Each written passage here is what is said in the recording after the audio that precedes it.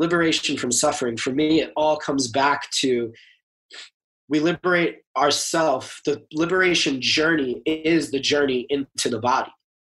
It's not out there. We're not liberating ourselves. We think we're exiting something. What we're exiting is our need to exit something. And what we're actually doing is coming home to being right here, right now, in this present moment, simply aware of what we're aware of, the witness to what we're witnessing, and able and have the availability of life force and the capacity in our nervous system to be present to the experience we're in without needing to leave the experience. Hello, everyone, and welcome to the Being Inspired Radio Show. My name is Amanda Johnson, your host, and I am so excited to be back. For some of you, it hasn't been that long, but for me, it's been a while since I've actually been in this container, having the pleasure of speaking with a guest, seeing someone here face-to-face who I'm meeting for the first time in this lifetime, and it is such a gift to have the energy of such incredible people all around me. And our guest and I have been swirling around each other's fields now for many, many months. And it's finally the time to sit together and have an incredibly inspiring conversation. So I am not sure where this conversation will go, but what I can guarantee you is it is going to be full of insight, full of wisdom, full of inspiration, and full of something that you need to hear today. So on the show with me today, we have Ken Freed. Educated as a mechanical engineer with work experience at NASA, Boeing, and Spirit AeroSystems, Ken's expertise is problem solving. Having left his technical work in the corporate world to focus on his own personal and spiritual development, he now assists individuals from all walks of life to solve the ordinary to extraordinary problems causing strife, struggle, and suffering. With 2 near-death experiences prior to the age of 7, a rigorous 10-year meditation practice, extensive fasting and cleansing experience, including the completion of a 108-day mono-fruit juice fast, substantial lineage repair and trauma work, and countless hours in ceremonial space, he is anchored by an unshakable commitment to personal metamorphosis. As a beacon for those on the path of personal liberation, Ken works with somatic coaching, family constellations, and earth-based ceremony to assist men and women to navigate through the stormy seas of crisis, crossroads, and change to the shores of ease, peace, and joy. And not only is that a beautifully written bio, I wish I could claim it as my own. I cannot imagine how beautiful this man is. You can't see him, I can. But I'm so excited to introduce all of you to Ken and his incredible experience. Ken, welcome to the show. Thanks, Amanda, for having me. Super excited. It's going to be great. I know these conversations always go in the direction they need to go, and we don't get to know where that is. Just like life, we don't get to know where we're going, but we can trust that we are being guided and we are being led, and we are, if we are open and willing to be led, then we are taken exactly where we need to go. And of course, your bio really, to me, feels so comprehensive and so exciting when I read it now, but when I read it even in preparation for the show, I thought, my gosh, this man, like, he has such a world of experience, and I love it. Yes. How can we, yes, your whole journey, we're going to get into that. Like, here's my first question. We're just going to dive right in, because I could go on. Sure. And on. Let's do it. Okay. And I'm loving every moment of it. Well, there are many more moments to come. Here we go. My first question, and I ask this of my guests because I think it's an important question to ask, and it's a simple question, but not necessarily easy. The question is, why do you do what you do?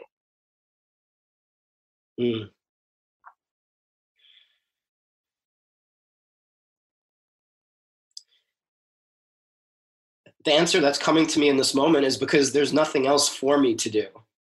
I'm doing what is like a bubble emerging from deep within the earth, rising to the surface. Everything that I do is just deeply inspired and comes from my core. So I'm doing what I feel called to do. And it really is that simple, a simple question with a simple answer. I can't do anything else. I've tried and it doesn't work. And that maybe is one of the truest statements I've heard a few times now on this show. You know, we do what we do because We can't do anything else. Now, not everyone listening can necessarily understand that on the experiential level yet, right? Because I think a lot of us go around doing things that we think we have to do, that we should do, that we're supposed to do. So tell me about how you came to this point of, this is the only thing I can do, right? Like, how did you get to that? Because it took some time, I imagine.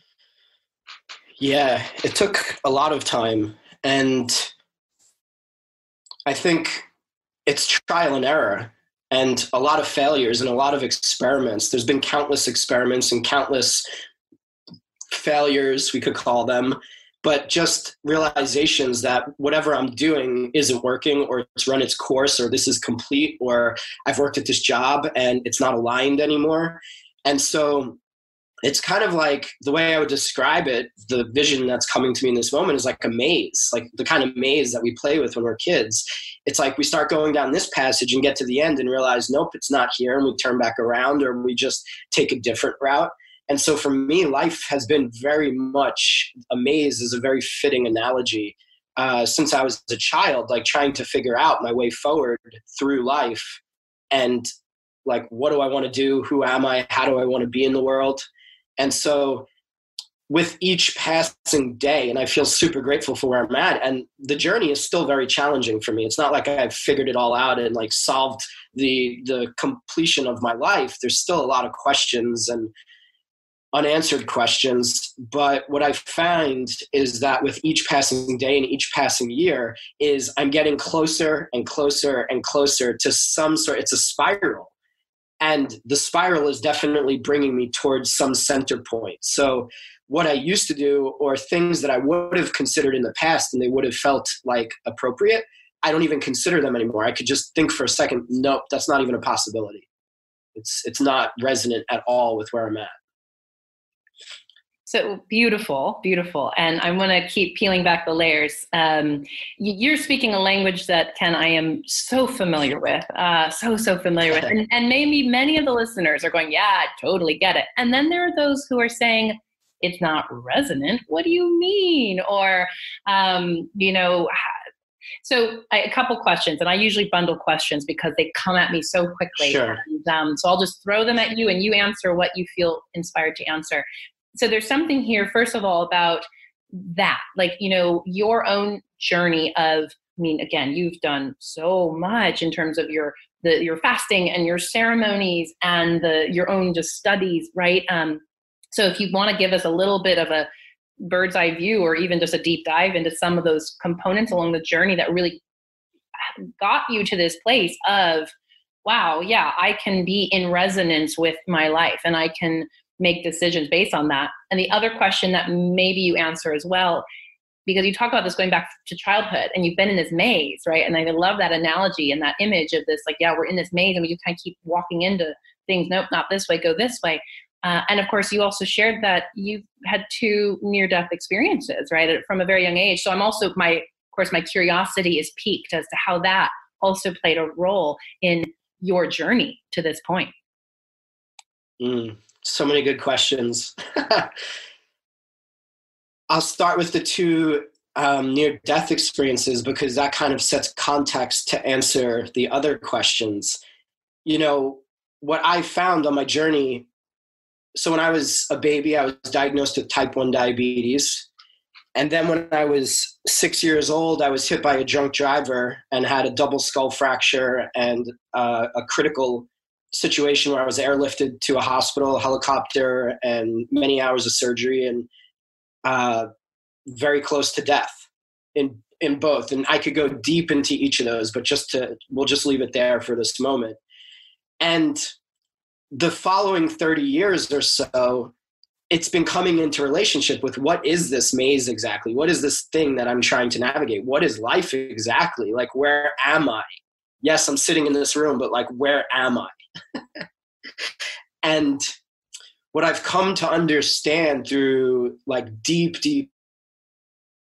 is that when it's a big hot word, and I'm going to drop it into the conversation and we can unpack it a bit, but the word is trauma. And the effect or the impact of trauma is so significant. And the last 2 or 3 years for me have been completely devoted to trauma studies, both on myself, professional studies, working with clients. Like it's trauma. That's the focus. And the journey for me has been realizing that the maze that I am in is a result of these traumatizing events that occurred, not just because they were life or death situations, but because they happened while my nervous system was still developing as a little baby and as a 6-year-old. And so coming to awaken from my own dream and have context and a deeper visceral understanding of the impact of almost dying, and like waking up to that and realizing, wow, there's these parts of myself that have been fundamentally separated or fragmented out of my awareness. And I am in a maze because I am attempting, without even knowing it, to reintegrate these fragmented aspects of self that I'm not even aware fragmented. And so the journey for me, a lot of, I'm always changing how I describe what I do with people. The words I'm using right now is like soul reintegration. Reintegrating the soul so that we can arrive at a place of wholeness. And when we're in our wholeness, then there's less questions. Then there's less like confusion, because suddenly we're operating with, say, like 28 bits of information instead of like 4 bits of information. Okay, good. Soul integration, reintegration, amazing. Wow, bringing ourselves back to wholeness. Yes, and all of us, I believe, can understand trauma at some level, right? Now, I certainly would not say that I experienced trauma like you did or like someone else, and yet trauma is trauma to the system, right? So my nervous system is going to still experience trauma in its way. And I love that you're drawing that to our attention to say, yeah, there was this point where for each of us, there's a point where there are fragmented parts of ourselves that we need to bring back together to reintegrate into wholeness. I love that. Okay, there's also this idea, and I know there's still a second question that you might want to weave in just in terms of continuing on your journey. I think that's going to come to us as you continue to answer these questions. Because I'm really curious now too about, you also talk about liberation, right? This idea, so there's this idea of, yes, let's reintegrate, let's become whole. From that place, there are fewer questions or greater clarity, rather. I don't know if, I think there's still a lot of questions, but somehow we do gain that clarity, that knowing. And then where is this passion for the liberation coming from, right? This suffering. Can you speak more to that and that mission that you're on? Yeah, I love your question. One thing I want to say from my own experience, that the integration work, or let me go back even a step further. Nobody likes to be told that they're traumatized. So I won't tell anyone that they're traumatized. But what I will say is that to be human on planet Earth is a traumatizing experience by its very nature. That could be as gross as getting hit by a drunk driver, or it could be falling off your bike, or it could be a car bumping into you at a red light and your neck whiplashes. So, and millions of other examples. But the fact that we're in bodies living on Earth by its very nature is a traumatizing experience. The degree to the impact of these experiences in life that they're having on a person's life and their own soul calling to be curious and maybe heal or integrate or even work with those events, that's to me karma. And that's more at a soul contract level. So for me, as I've been on my journey, traveling this maze, getting closer and closer to something, it's interesting because there's the paradox of less questions, more clarity, and simultaneously, I have no idea. There's a greater capacity to be with not knowing, surrender. I have no idea what's going on anymore. I don't know what the future holds. And I don't have questions that I'm incessantly trying to answer about the unknown. Instead, I'm able to feel the magnitude of the mystery and be in relationship to that in my body, in my somatic experience of life. So that kind of give context. Now, in terms of like soul liberation, the highest level answer I could give for that is, as I'm learning from some of my teachers in Colombia, the Kogi in particular, this particular tribe in the Andes, everyone has a soul contract. And my soul contract in this life is specific to healing. And so it's like a yearning, an impulse, a need, a calling, all of these words, like the Japanese word ikigai, where all these different sectors cross. It's that for me. So I'm doing deeply what is, I believe, my soul contract in this life, which isn't everyone's soul contract. It's not everyone's soul contract to be a healer or to reintegrate as many aspects, if not all aspects of their fragmented self. You know, that's not everyone's journey, but that is my journey. And it just continues to clarify the deeper I go and the more integrated I personally become. Thank you for all of that and the clarification of the traumatization simply by being human and this human experience. I think there's anyway, that's beautiful. That reminds me of our initial separation at birth, like that being our initial separation from the divine, our initial, right? That to me could be the very first trauma any of us undergo. I digress because that's a whole nother podcast conversation, but let's come back to this. There were so many things you said that first of all, like holding the mystery and being in a space of being able to do that. And I also love that you're pointing out to us that we are each here for our own contract, our own dharma, our own karma, our own mission. And so for yours, it is to liberate the soul and to heal, be the healer for others to do that. My question though is, do you believe in some way, shape or form? Because again, some of what you stand for is the liberation, and not by bypassing this suffering. I'd love to talk a little bit about that because I'm always fascinated about when we, even in my own life, it's like, how much am I in the suffering and how much do I try to bypass it? Or I'm aware of, on all levels of life, whether or not you are, a teacher and a husband and a whatever, going about a quote unquote, like typical life, that to me is even hard to define because there's no typical, or you're meditating for 20 hours a day, there could be bypassing happening in both. And so my question around this would be, I would love to hear more on your take of, let's go there, because I think this is the one that's coming up more strongly. What is your take on the liberation from suffering, specifically by going deeper into the experience of what it means to be human, as opposed to trying to bypass it? So what have you learned, and now what do you want to share with others around this? I love that question. That's like $1 million question right there. There's so many things I could say. I'll start with this. I know people who have very intensive yoga practices who are addicted to their practice because it's a way for them to avoid doing the deep inner work that they don't want to make contact with. And the same, like pick and choose whatever it is, like running, exercise, meditation, everything. It's not just alcohol, drugs, sex, and gambling. I could look out and I look out from my vantage point and see a wellness industry that is a lot of it playing on people's need and addiction to avoid their own suffering and trauma ultimately. So with that being said, the way through suffering, in my opinion, is through suffering. The way to liberate ourselves from suffering is by facing the immensity of what it means to actually be human and to have a body.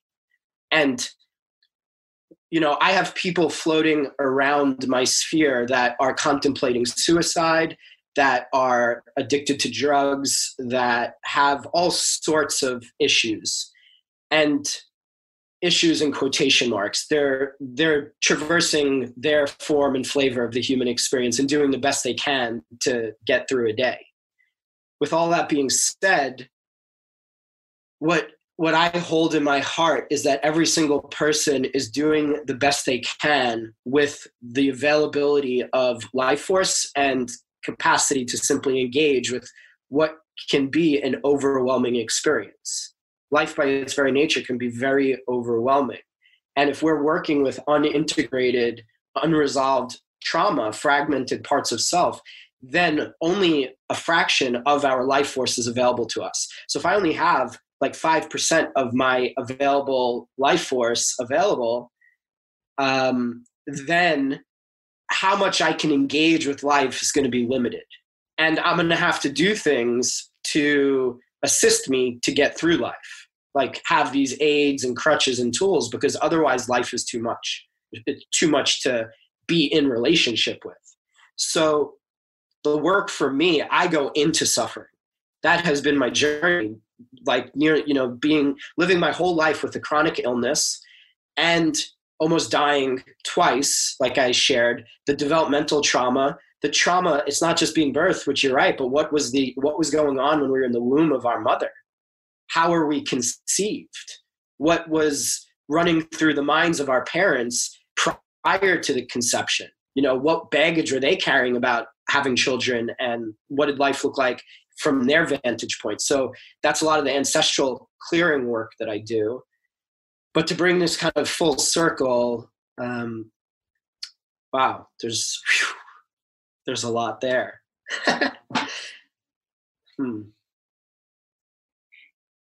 If I may, think I'll throw it back to you. Yeah, please. Because I'm feeling the next question is the bringing it back into, as you were speaking, I go, so the question that maybe those listening are also sitting there going, yeah, but how, right?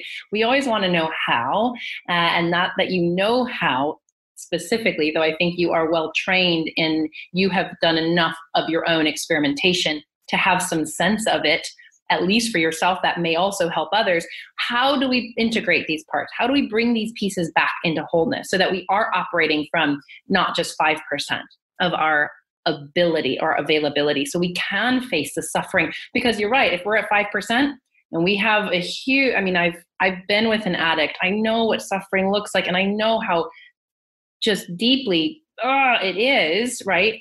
Difficult, challenging for all of us. I'm a part of it just as much as everyone else. So when we aren't operating at our fullest or even a fuller capacity, life can feel really, really daunting. How do we integrate these pieces or reintegrate these pieces back into our lives? Yeah, it's, again, a great question. The thing that's coming to me in this moment is the first thing that feels important, that is wanting to come through in this moment, is to let go of the suffering of the world. It's not our responsibility to save the world. It's our responsibility, if we choose to engage with it, to save ourselves, to heal ourselves. And that's been a driving factor for me. I look out and I see the suffering of the world very clearly. I see it fully. And I know that I'm only available to engage with that to the degree that I'm available to be in, like, with myself. So I think that's been helpful for me, and it's helpful for others when, like, you have permission to focus on yourself. You don't have to focus on healing the world. The world, there is way more going on than we can ever comprehend with our small minds. Forces, timelines, dimensions, like all sorts of things happening on Earth. And a point of reference or orientation is always self. What do I need to do in this moment to feel lighter, more joy, more ease, more peace, like to be able to laugh, to make it simple. The how is an interesting question. There's a few ways I could answer this. I'll start at the highest level. I would say get support. You don't have to do it on your own. See, the thing about me is I'm in an interesting position. I have an engineering degree, like you read in my bio. I worked as an engineer. I have a really technical mindset. So for me, I've both been on a journey where I've been curious and want to learn and study and understand, like, the mechanics of how this all works and be able to do it, and then do it. that has both been a blessing and a curse, because I have put so much pressure and weight on my own shoulders over the years to do it all, to learn it all, and to get through it on my own, like a hermit yogi in a cave who doesn't need anyone. And that definitely has served me at points. And the point I'm at now is the point of like, wow, how easy can it actually be if I let myself have support? So if someone feels called or inspired to both, say, study trauma and simultaneously heal trauma, that's great. And I encourage that. And that lengthens the process, because you're learning, it's like learning to swim while you swim. You can also just go with a swim instructor and they'll show you exactly what to do and cut the learning curve. So I'm really an advocate for people reaching out for support with those they feel who can support them.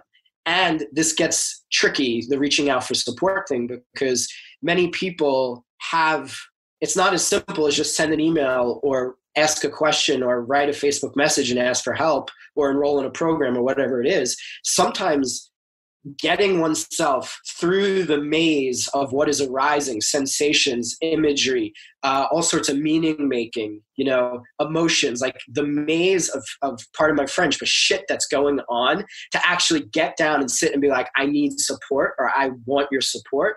That is a journey of its own that can take sometimes years. So there's a million hows to talk about, but it's all about returning to the body. And that, like, there's so many different conversations we can have. Getting into the body is what it's about. How to do that, that's very nuanced.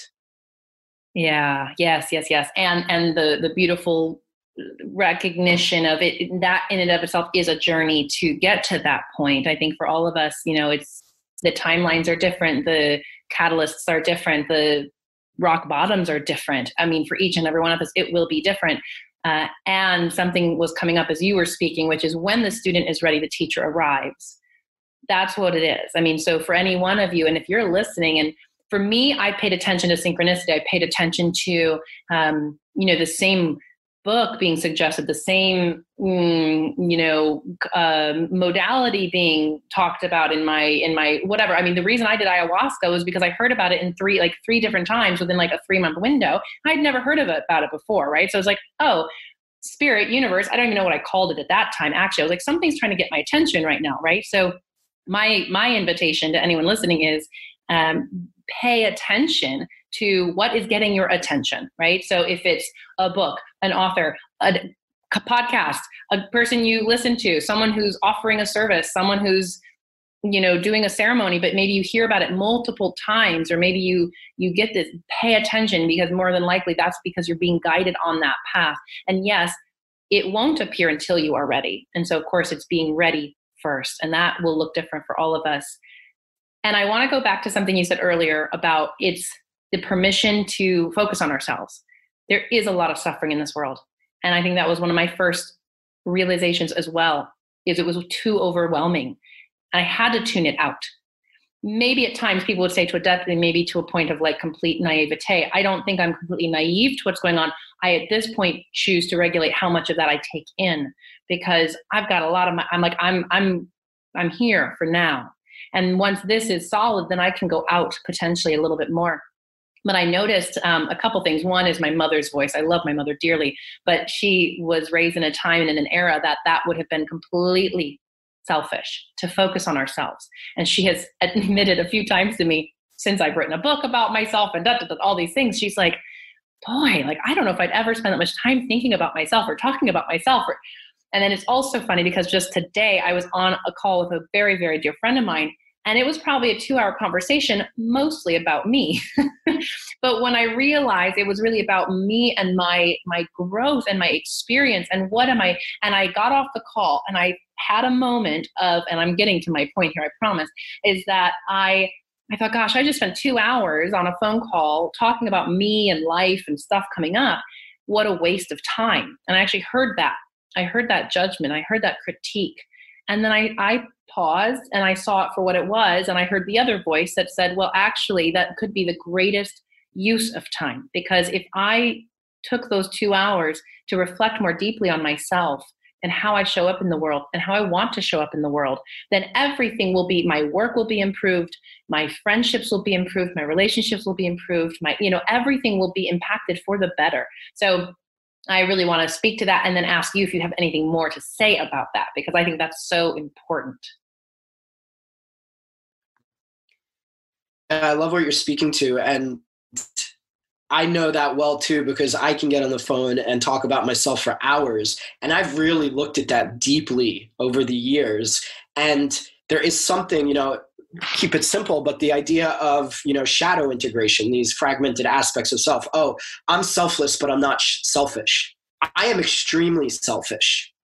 I have integrated the shadow of selfishness. I am selfless when that is what the situation is requiring of me.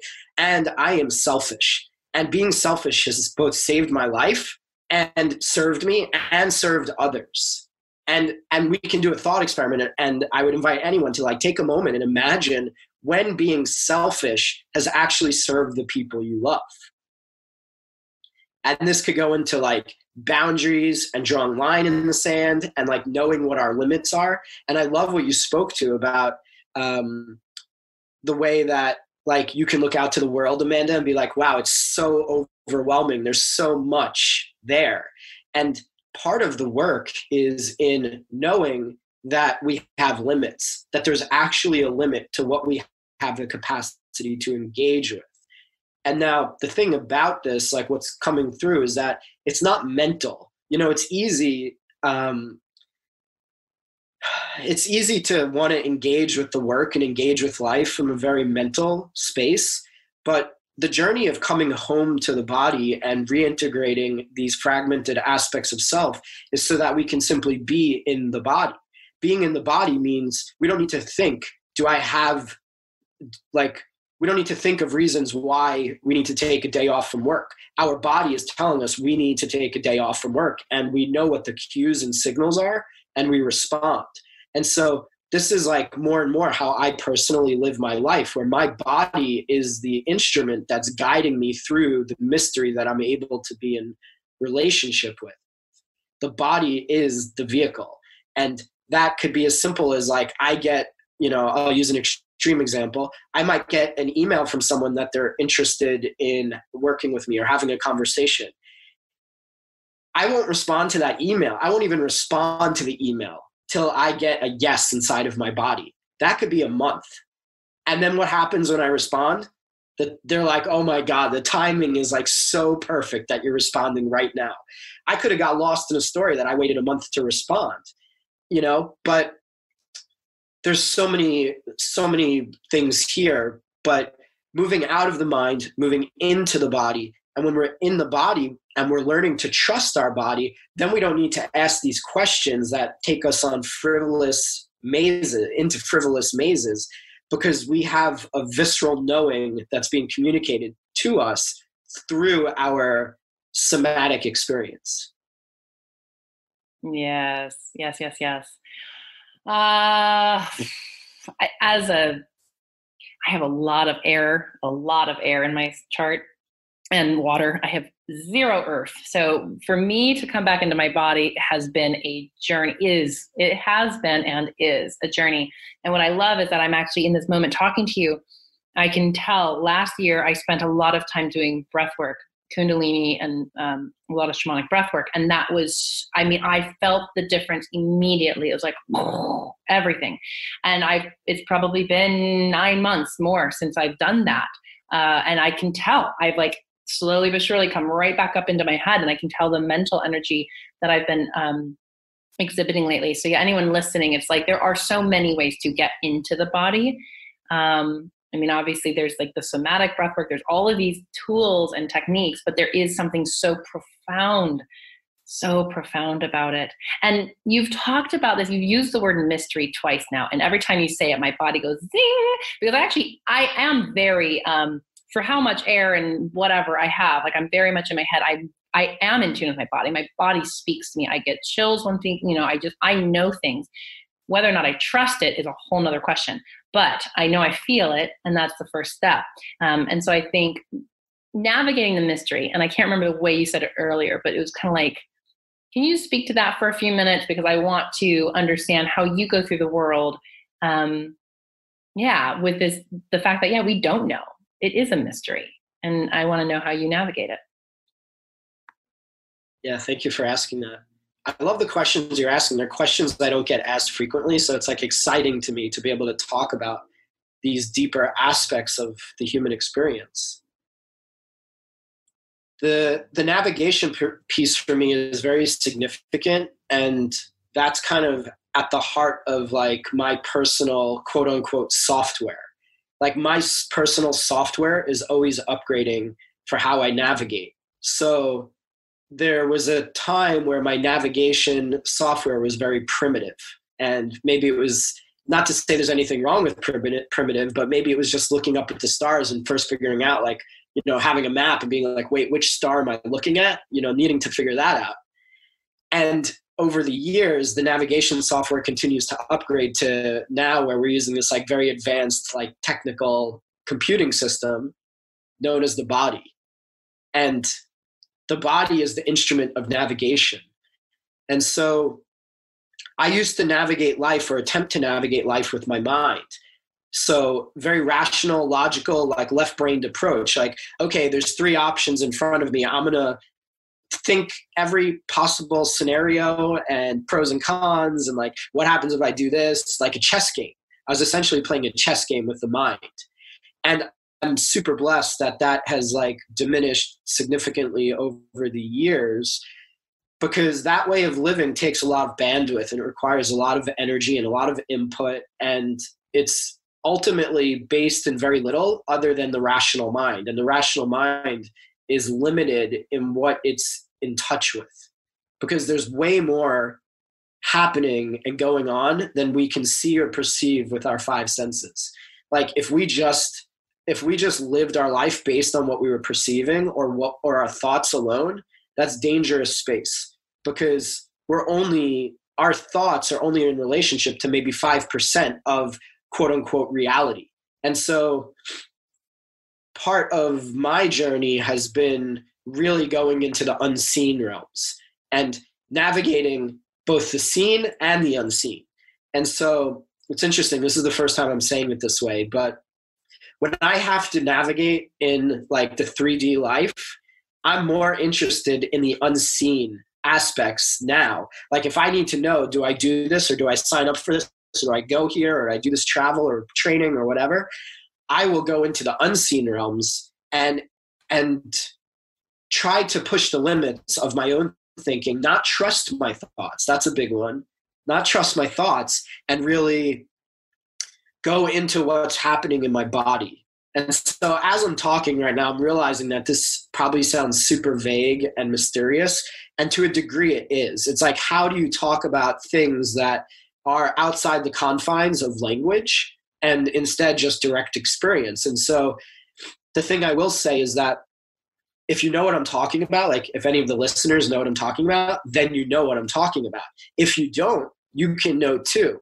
There's a journey to arriving to this place that you can actually understand through direct experience, not through me just talking about it and you trying to understand it with your mind or with your thinking.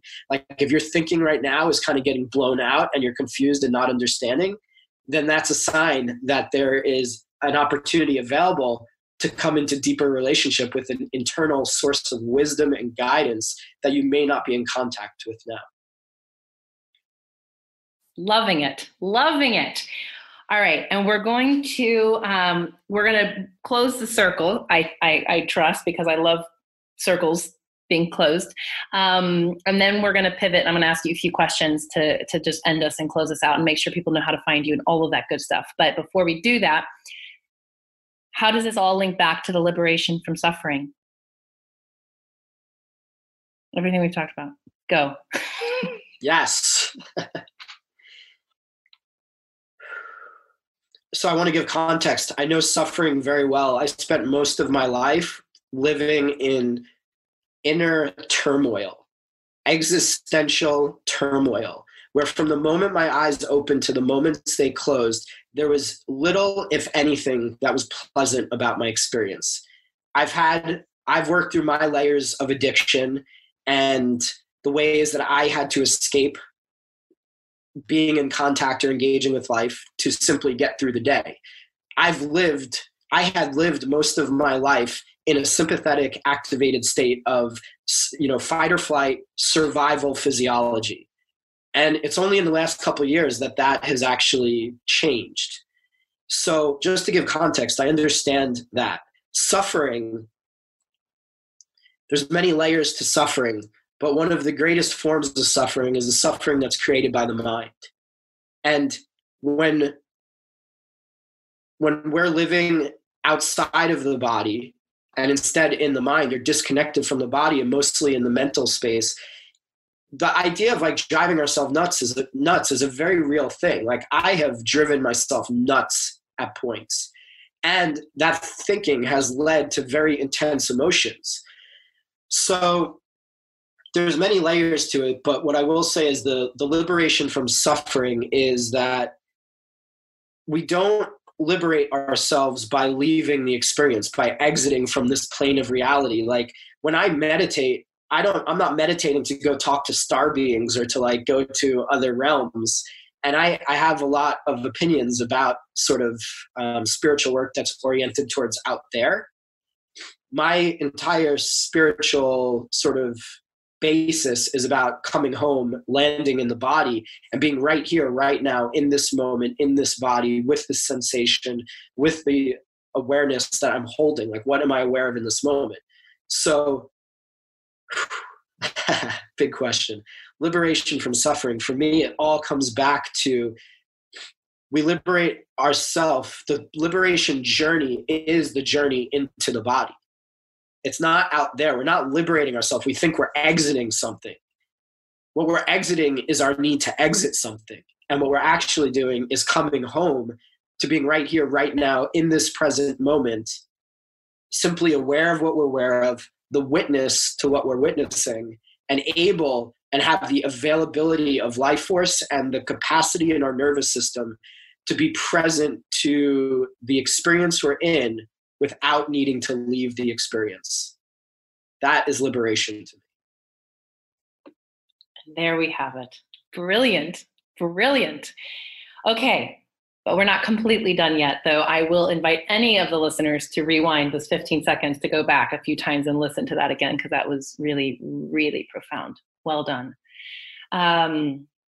3 questions I ask every guest before I let you go, just to get to know you a little bit deeper in terms of what inspires you.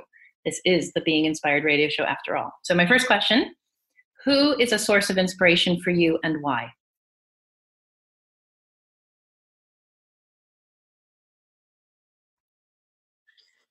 It's a great question. I ask myself that often. The answer that's coming to me in this moment, there's 2 people. The first is Peter Levine, who is the founder of somatic experiencing, because somatic experiencing changed my life in a very palpable way, in a way that I hadn't experienced until I experienced that modality. And then my coach, who I've been working with for 2 years, is deeply inspiring because he's pushing the limits of what it means to be a coach and how the coaching relationship can look and be. He's helping to model and demonstrate to me a possibility that I didn't even know was available. And that's upgraded my software in terms of how I engage and work with people and connect with people. And so, yeah, those 2. That's beautiful. Awesome. Okay, second question is, what place or activity most inspires you right now?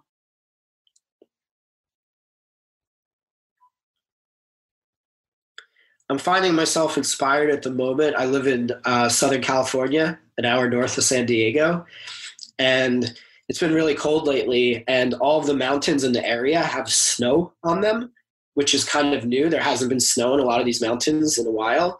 And I'm finding myself feeling like deeply inspired by the snow-covered mountains. And it might be because I'm a Capricorn. And so I really I look out and I'm like, oh yeah, there's home. Like I want to go climb those mountains. And in terms of like thing that inspires me, At the moment, I'm feeling inspired with my Native American flute. I play Native American flute, and I'm listening to some experimental Native American flute music that's inspiring me.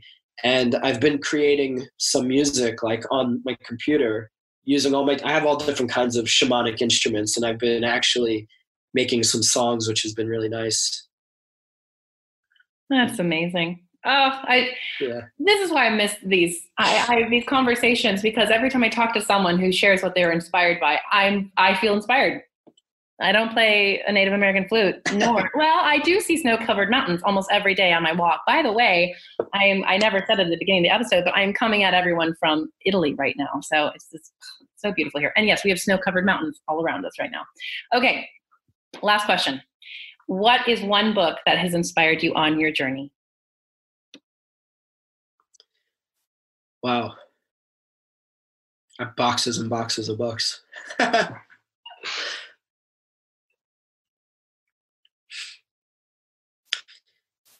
There's been many. The book that I will recommend now is Waking the Tiger by Peter Levine. You know, there's so many books I could suggest on so many different topics, but given the kind of trauma orientation and discussion today, I think Waking the Tiger was a pretty eye-opening book for me. That's great. And I haven't heard that one before, so that's beautiful.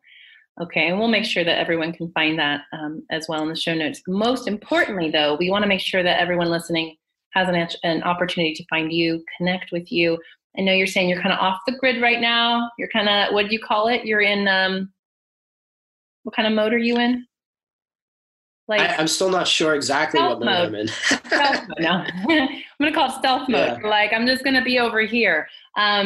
Yep. For the time being, right now, the best way for anyone listening who feels a connection, a call, just something your body's telling you, hey, I want to follow this guy, I want to talk to this guy, I want to hear what he's up to, because trust me, he is up to a lot of incredible things, and more to come, I am sure. So at this point in time, he likes the good old-fashioned email, if you can imagine. I think that's fantastic. To be fair, I'd like to get emails from more people. So email him. I don't actually know if that's true. I'm going to take that back. Universe, I like that I do not have a lot of emails to go through. But if you want to connect with this person, find him at Ken. Email him, ken@kenfried.me. And of course, his last name is spelled FRIED.me. Ken freed me. You can think of it that way, because I think after you have connected with him, worked with him, sat with him, you will feel freed more than you did before. And of course, that really just means you come back home to yourself, which is so beautiful. Ken, I have thoroughly enjoyed our conversation today. Thank you so much for bringing yourself and all of your experience and insight and wisdom to the table. Thank you, Amanda. And thank you for your epic questions. I tend to ask big ones, so thank you for going there with me. Not everyone's willing, but anyway, I so appreciate it. That's what we're here for, in my opinion, is to go deep, to ask the big questions and to also reflect on the big questions. For any of you listening, I trust you received exactly what you were meant to receive from our conversation today. We'll make sure there are links in the show notes if you want to reach out to Ken or look up the book or follow, subscribe to the radio show, because of course I will only have more of these sorts of conversations in the future. And I'd love to have you all listening and